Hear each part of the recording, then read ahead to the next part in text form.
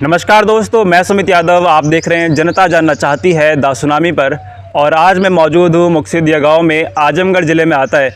और हमारे साथ मौजूद हैं प्रधान पद के प्रत्याशी के सुपुत्र हैं, उनसे बात करेंगे। और तत्काल जो वर्तमान में प्रधान हैं उनके भी सुपुत्र हैं ये, तो इनसे कुछ बातचीत करेंगे। कुछ सवाल कठिन, क्योंकि जब हम देखना शुरू करते हैं पूर्वांचल के क्षेत्रों में आके गाँव में देखना शुरू करते हैं तो विकास की समस्या बहुत बड़ी है। जो सरकारी योजनाएं होती हैं वो गांव तक पहुंच पा रही है, नहीं पहुंच पा रही हैं, सवाल उस पर उठना शुरू होते हैं। जो सरकार शौचालय बनाने के लिए फ़ंड देती है वो गांव तक पहुंचता है, नहीं पहुंचता, सवाल उस पर उठना शुरू होते हैं। सवाल उस पर उठते हैं कि किसान सम्मान निधि सबको मिल रही है या नहीं मिल रही है। सवाल उस पर उठते हैं कि आवास योजना के तहत जो फ़ंड सरकार की तरफ से आता है क्या वो उन लोगों को मिल पाता है जिनको ज़रूरत है, या नहीं पहुँच पाता उनके पास तक। तो कुछ बड़े सवाल हैं सर। तो सबसे पहले तो एक राष्ट्रीय मुद्दा है जो कि मैं लगातार गाज़ीपुर बॉर्डर से भी उसको दिखा रहा हूँ कि आप जान रहे होंगे किसान आंदोलन चल रहा है लगातार जी। गांव में किसान भी, इस गांव में भी किसान होंगे। सबसे पहला सवाल तो सर उसी पे कर लेते हैं, एमएसपी यहाँ कितने किसानों को मिल पाती है?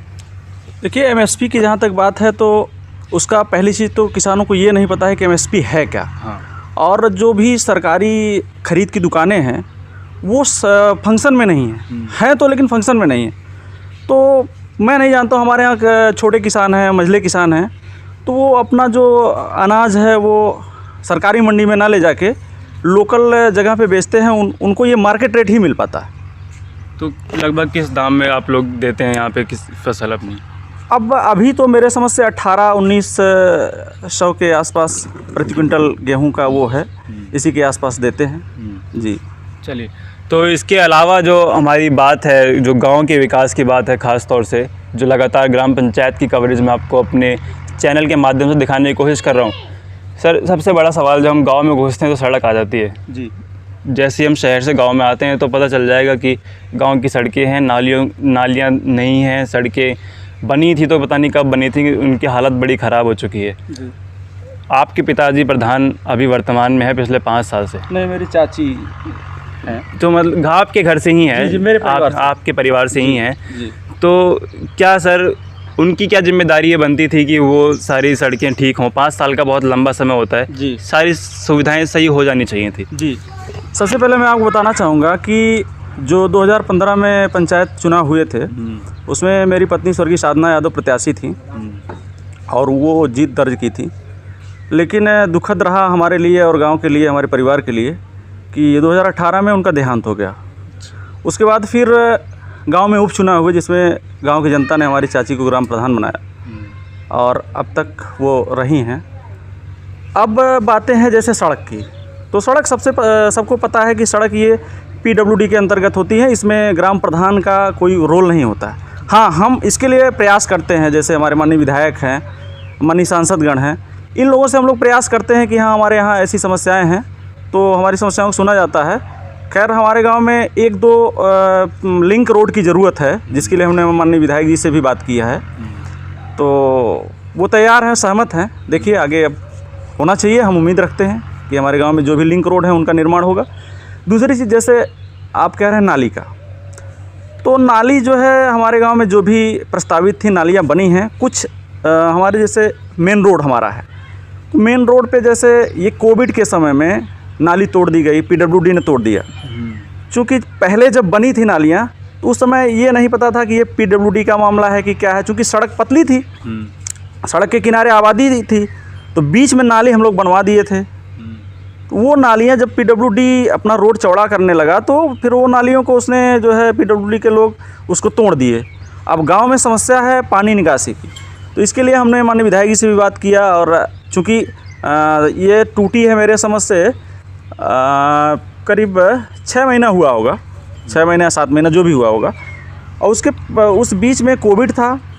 कोविड के साथ साथ जैसे नई योजनाओं का कोई काम नहीं हो रहा था कि हम उसको प्रस्ताव दें फिर नया फंड रिलीज़ हो, ऐसा कुछ नहीं हो रहा था। इस वजह से वो काम हमारा रह गया, जिसको हम माननीय विधायक जी से भी कई बार बात किए, वो भी प्रयासरत हैं। जल्दी ही उसका मतलब वो किया जाएगा, उसको बनवाया जाएगा।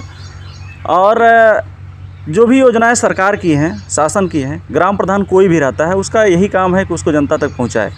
ग्राम प्रधान का कोई अपना फंड नहीं होता। ये बात जो आपने बोली कि सरकार की जो भी योजनाएं होती हैं ग्राम प्रधान का काम होता है जी। उसको जनता तक पहुंचाने का। मैं भी गांव में थोड़ा बहुत घूमा, कल से आया हुआ हूँ। जी। तो शिकायत सर गांव वालों की ये है कि कुछ लोगों को 2-2 आवास दिए गए, 3-3 आवास दिए गए और जिनको ज़रूरत है उनके पास आवास पहुँचे ही नहीं। जी, पहली चीज़ तो मैं आपको कन्फर्म कर देना चाहूँगा कि इस कार्यकाल में कोई ऐसा व्यक्ति नहीं है इस 5 साल के कार्यकाल में जिसको कि हमने 2 आवास दिया है। अब देखिए है क्या, नहीं मैं घूमा हूँ तो लोग बता रहे हैं इस तरीके से। मैं मान रहा हूँ, मेरे गांव के लोग हैं वो झूठ नहीं बोलेंगे, लेकिन थोड़ा सा भ्रम है, मैं भ्रम को दूर करना चाहूँगा कि जैसे देखिए लोग ये कहेंगे कि किसी को 2 आवास मिल गया, लेकिन उसके पीछे कंडीशन क्या है। कंडीशन ये है कि जैसे इसके पहले जो भी ग्राम प्रधान थे तो उन्होंने क्या किया था कि जैसे पहले उनको मिला था, पहले मिला हुआ था, तो 2015 के पहले जो ग्राम प्रधान थे उन्होंने एक जो सर्वे हुआ था आवास के लिए वो सूची तैयार कराई थी, शासन से हुई थी। उसमें ग्राम प्रधान और गांव के लोगों का भी अपना जो भी मत रहा होगा, योगदान रहा होगा। तो वो जो सूची थी उस सूची से हमको आवास देने थे, उससे इतर हम आवास नहीं दे सकते थे। हर ग्राम पंचायत में संभवतः यही नियम लागू था, कोई ग्राम प्रधान जो है यही कर सकता था। तो उसमें हुआ क्या कि जैसे उसके पहले उसके चाचा को, उसके बाबा को मिला हुआ है, ठीक है, और 2015 के पहले जो ग्राम प्रधान है उन्होंने सूची में नाम डाल दिया। अब उनका नाम आ गया, वो क्या पता अपने पिताजी से अलग हो गए या एक ही में है, उनका आवास पहले का आधा अधूरा रह गया या किसी रीजन से उनका घर नहीं बन पाया, मतलब उनको छत नहीं मिल पाई। तो जब उनका सूची में नाम आ गया तो चूँकि हम लोग, हमारा परिवार भाई गांव का है, सारे लोग गांव के हैं, तो ये देखा गया कि भाई अगर आवास आया है, इनको हम नहीं दे सकते हैं तो क्या गांव में किसी को दे सकते हैं? शासन की मंशा के अनुरूप नहीं दे सकते हैं।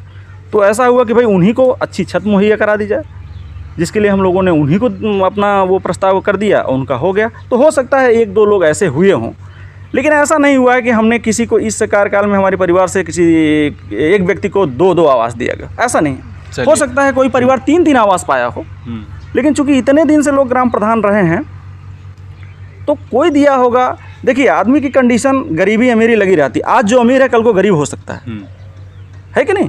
तो इसको देखते हुए कुछ कंडीशन हो जाती है, कुछ परिवार में 2 या 3 आवास चला जाता है, तो वो कोई इशू नहीं। और शौचालय की बहुत बड़ी समस्या है गांव में, ख़ास तौर से जब मैं पूर्वांचल में घूमना शुरू किया जी, तो शौचालय की बहुत बड़ी समस्या। और ये भी, उसमें भी आरोप लगाए गए कि आवास, खास जो आवास की आपने बात करी उसमें भी आरोप है कि इंस्टॉलमेंट देने से पहले उनसे 15,000 रुपये, 20,000 रुपये पहले जमा करा लिए। वो किस बात के सर जमा हुए? देखिए किसी से पैसा नहीं जमा कराया जाता है। होता क्या है कि जैसे कोई भी व्यक्ति प्रयास करता है, अब आपको पता होगा कि अब चीज़ें थोड़ा कठिन हो गई हैं। कठिन का मतलब इतने प्रोसेस हो गए हैं कि उसके लिए आदमी को प्रयास करना पड़ता है, काफ़ी प्रयास करना पड़ता है, भाग दौड़ करना पड़ता है। तो उसमें हो सकता है कि कुछ अपना लगा हो, कुछ व्यक्ति खुशी से अपना दे देते हैं कुछ, लेकिन किसी के सामने ऐसी शर्त नहीं रखी जाती है कि हाँ 15,000 दीजिए, 10,000 दीजिए, तब जाके हम आपको आवास देंगे। ऐसा कुछ भी नहीं है। कोई व्यक्ति ऐसा शिकायत अगर करता है तो वो झूठा आरोप लगाता है, ठीक है, ऐसा कुछ नहीं। गांव वाले बोल रहे हैं सर ये बात, कोई नहीं, गांव वाले बोल रहे हैं। किसी प्रत्याशी से मैंने नहीं पूछा ये बात, गांव वाले ये बात मैं आपकी बात मान रहा हूँ। गांव वाला जैसे कुछ जो आवास पाया है वो अगर ये कहता है कि नहीं हमारा आवास नहीं बन पाया, हमसे पैसा ले लिए, तो मैं आपकी बात मान सकता हूँ। देखिए कई चीज़ें होती हैं, जैसे गांव वाला हमारे गांव का है, उसको आवास दिलवाना, ठीक है, उसके बाद उसकी बिल्डिंग मटेरियल पे उसको सामान दिलाना, उसका उधार करवाना, ठीक है, यहाँ तक की जिम्मेदारी हमारे गांव वाले हमको देते हैं, हमारे परिवार को देते हैं। हम लोग बखूबी करते हैं। पैसा अभी भी कुछ लोग आवास बनवाए हैं, नहीं है उनके पास पैसा, अभी भी बिल्डिंग मटेरियल का बकाया रखे हुए हैं, तो उसको समय समय पे इंस्टॉलमेंट करके देते हैं। लेकिन ऐसा नहीं है कि हम किसी से डायरेक्ट ये कहते हैं भैया हमको इतना दो तब तुमको आवास दें। चलिए एक आखिरी सवाल, जो कि शौचालय की बात मैं कर रहा था। शौचालय में भी सर यही हो रहा है कि पूरे पैसे नहीं दिए जा रहे, पूरी इंस्टॉलमेंट अभी तक नहीं आई। 5 साल का कार्यकाल ख़त्म हो गया, लेकिन इंस्टॉलमेंट शौचालय की अभी तक नहीं आई। मैं आपको बता रहा हूँ, देखिए शौचालय जो है भारत सरकार की महत्वाकांक्षी योजना है और ये बहुत अच्छी पहल है। मैं व्यक्तिगत रूप से इस पहल का, मोदी सरकार की इस पहल का बहुत तहे दिल से मैं शुक्रिया उनको अदा करता हूँ कि बहुत अच्छी योजना है कि हर घर में शौचालय हो। जहाँ तक मेरे ग्राम पंचायत की बात है, हम लोगों ने अपने ग्राम पंचायत में करीब 500 शौचालय दिए, 500 शौचालय दिए और काफ़ी लोगों ने निर्माण भी कराया। कुछ लोग उसको यूज में नहीं ले रहे हैं, यूज में नहीं ले रहे हैं। अब बातचीत की जा रही है, काउंसलिंग की जा रही है, सरकार भी है, लेकिन अब ये है कि एकाएक बदलना थोड़ा सा संभव नहीं है। काफ़ी हमारे गांव में सुधार हुआ है शौचालय। और रही शौचालय में पैसा लेने की बात, अगर कोई ये बात कहता है कि 4 रुपया, 10 रुपया, 20 रुपया तक की मैं बात करता हूँ, कोई ये कहता है हाँ लिया गया है, तो वो मिथ्या बातें हैं। कहीं पैसा सीधे खाते में भेजा गया, किसी से 1 रुपया भी नहीं लिया गया है।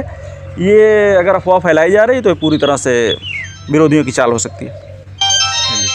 तो और हम आपको एक मुद्दा अपने यहाँ का बताना चाहेंगे। देखिए, सबसे पहले हम आपको ये बताएं कि जैसे हमारा परिवार राजनीति, गांव की राजनीति में आया क्यों, सोचना है। देखिए, मेरे पिताजी एक किसान थे और छोटी मोटी ठेकेदारी करते थे। हमारे गांव के जो पूर्व प्रधान थे, जो अब इस दुनिया में नहीं हैं, उनके द्वारा मकसूदिया की धरती माँ को तार तार किया गया, एकदम समझिए लूटा गया। भूमाफियाओं को फर्जी तरीके से आवंटन किया गया। 20 एकड़ ज़मीन हमारे गांव की पूंजीपतियों को और जो काफ़ी खेती वाले हैं उनको दिया गया है। हमारे गांव के गरीब के पास आज 1 बिस्सा 1 कट्ठा ज़मीन नहीं है कि जिसमें कि वो अपना जो है खेती कर सके, लहसुन प्याज बो सके, धनिया चटनी के लिए बो सके, नहीं है। लेकिन ऐसे लोगों को वंचित रखा गया है। हमारे माइनॉरिटी के लोग हैं, मुस्लिम भाई हमारे हैं, उनको एक कड़ी ज़मीन कहीं नहीं दी गई कि उसमें वो अपना आवास बना के रहें। काफ़ी लोग ऐसे हैं कि जिनके पास, जो दूसरों के घरों में रह रहे हैं। लोग ये कहते हैं कि उस समय ज़मीन की कोई कीमत नहीं थी। आज के 25 साल पहले ज़मीन की कोई कीमत नहीं थी। सोचिए, आप पूर्वांचल में आप घूमते हैं, आप बड़े पत्रकार, आप बताइए मुझको, क्या आप कोई ऐसा प्रधान आपको मिला जो कि अपने परिवार में ग्राम सभा की ज़मीन का आवंटन किया हो? आपको मकसूदिया एक इकलौता गांव ऐसा मिलेगा जिसमें प्रधान ने अपने परिवार के नाम आवंटन किया है, और एक बार नहीं, दोबारा किया है। पहली बार अपनी माँ के नाम किए थे, वो उसको मेरे पिताजी लड़ के तोड़वाए, और दोबारा फिर अपने और अपने परिवार के लोगों को और अपने चहेतों को उन्होंने किया। ठीक है, उसकी लड़ाई हम लोग लड़ रहे हैं, हर जगह से हमारे पक्ष में निर्णय है। अब ये है कि चूँकि इतने लोग हैं, वो लोग कि कहीं न कहीं से कोई स्टे किसी नाम से मुकदमा करवा के चल रहे हैं। लेकिन मेरा परिवार जब तक उस भूमि को मुक्त नहीं करा लेता है, तब तक हम लोग प्रयास करते रहेंगे। और दूसरी चीज़ कि जो ज़मीन फर्जी तरीके से आवंटन जिसका लोग किए कराए हैं, उस ज़मीन की मिट्टी को भी बेच दिया गया है। तो मकसूदिया की धरती को के साथ बहुत बड़ा अन्याय हुआ है। धरती माँ समझिए कि कोस रही है ऐसे लोगों को।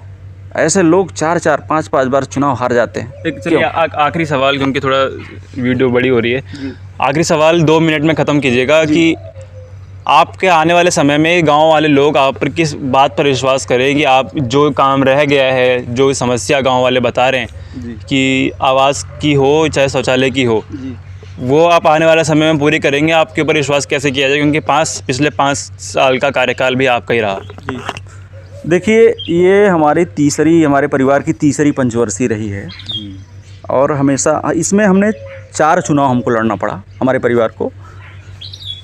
तो जनता ने हमेशा भरोसा किया है। भरोसा इसलिए करते हैं कि हम मुद्दे के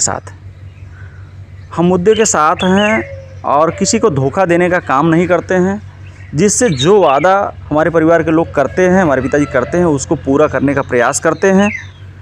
इसलिए जनता हमारे साथ है और रहेगी।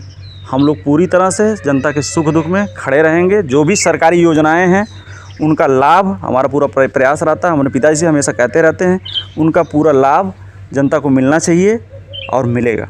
जनता हमारे साथ है, पूरी तरह से भरोसा करती है। चलिए सर, बहुत बहुत धन्यवाद आपका। तो दोस्तों, इसी के साथ मैं ये वीडियो ख़त्म करूँगा। मिलेंगे अगली वीडियो में किसी और गाँव में, और जुड़े रहें हमारे साथ। तब तक के लिए नमस्कार, खुश रहें, स्वस्थ रहें।